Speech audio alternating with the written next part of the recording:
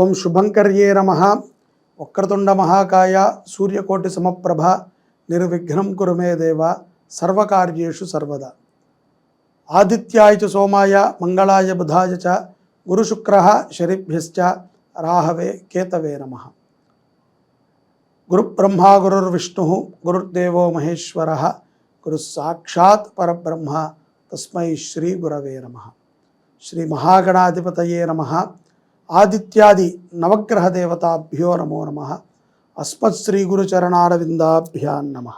మీనరాశి వారికి పౌర్ణమి తరువాత జన్మశని ప్రభావం చేత అందరూ చెప్తున్నారు ఏదో అద్భుతం జరిగిపోతుంది, ఇబ్బంది అయిపోతుంది అని.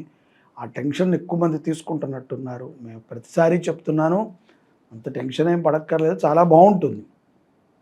తొందరపాటు నిర్ణయాలే ఉద్యోగం మీద కూడా ప్రమాదాన్ని చూపుతాయి. తొందరపాటులో చేసుకునేటువంటి కొన్ని పరిచయాలు కష్టాన్ని తెచ్చిపెడతాయి.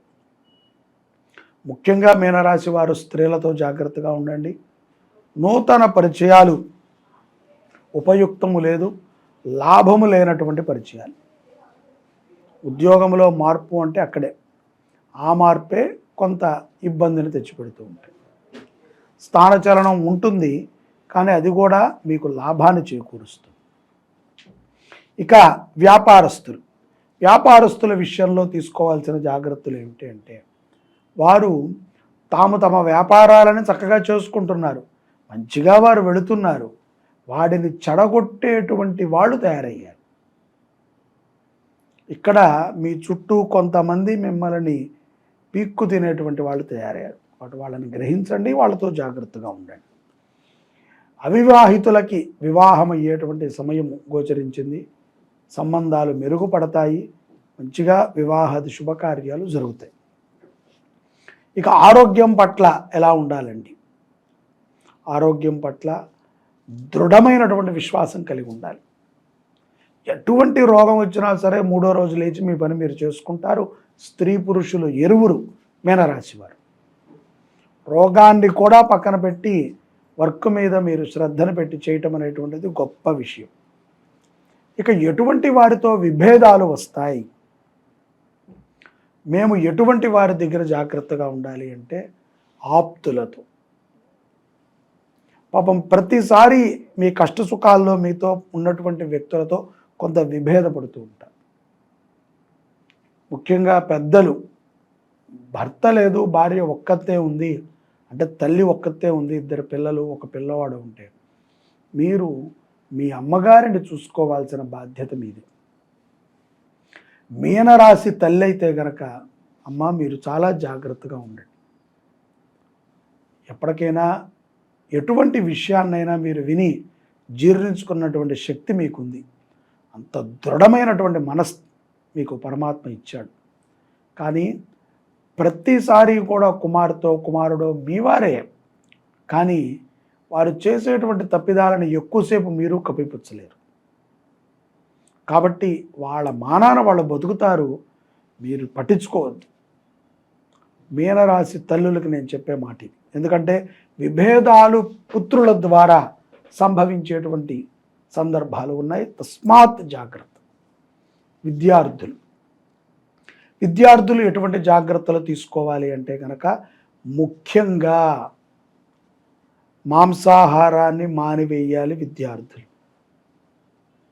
అలాగే చెడు వ్యసనాలకు దూరంగా ఉంటేనే జీవితంలో పైకి వస్తారు, లేకపోతే అతఃపాతాళానికి వెళతారు.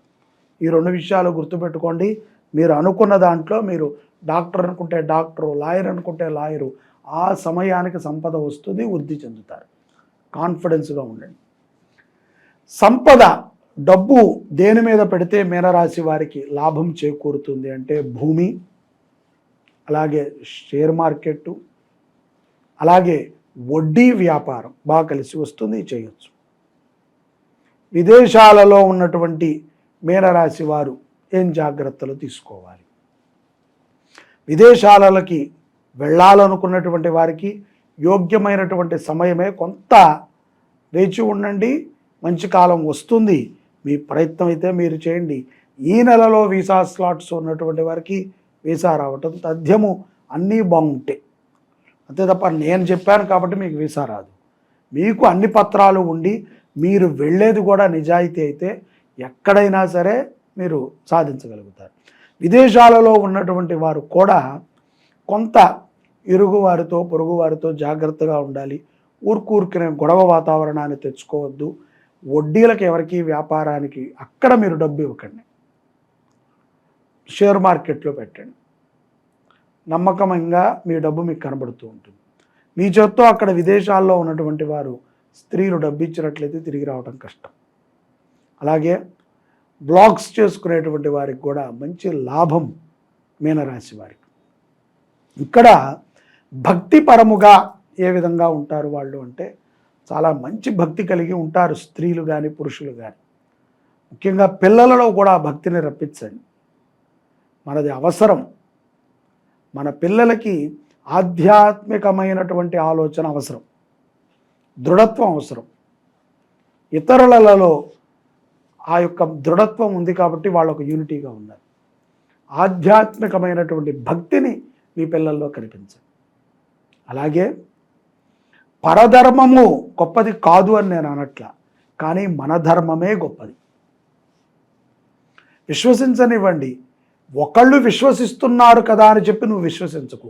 నీ ధర్మం నీకుంది. అలాగే నీ ధర్మము నీకు చెప్పిన విధంగా నువ్వు బతుకు.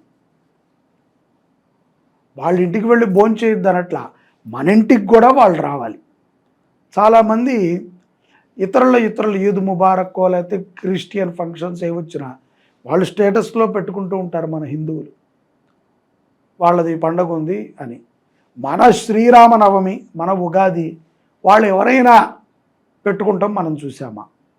ఉన్నారా? నూటికో కోటికో ఒకళ్ళో ఇద్దరు. మన వాళ్ళకైతే అదే పని. మన వాళ్ళందరి ఫోన్లో ఇవాళ రేపట్లో నేను ఫోన్ వాడుతున్నా కదా, నాకు తెలిసిన వాళ్ళే చాలామంది పెట్టుకున్నారు. అందరి నెంబర్లు డిలీట్ చేశాను. గొప్పదే, కానీ అటుపక్క వ్యక్తులు కూడా ఎప్పుడైనా పెట్టుకుంటారు నేను చూడాలి. మనం దృఢంగా ఉండాలి. మనము ఎదుట వారికి శాలువా కప్పుతున్నాం, వాళ్ళు మనకు వాడు విప్పిన పంచి కప్పుతున్నాడు. తెలియట్లా. గ్రహించాలి. పిల్లలకి ఆధ్యాత్మికమైనటువంటి జ్ఞానాన్ని పెంచండి. మనోధైర్యంతో ఉంటారు. మన ధర్మం పురాతనమైనది అని మనము ఒక 10 ఏళ్ళు అయితే చెప్పుకునే పరిస్థితిలోకి వెళ్తాం. అది కూడా గుట్టుచప్పుడుగా 4 గోళ్ల మధ్యన సాగాలి. బయటికి వెళ్ళి చెప్పుకుంటే ఎవరు కొడతారో తిడతారో అన్నట్టు ఉంటుంది.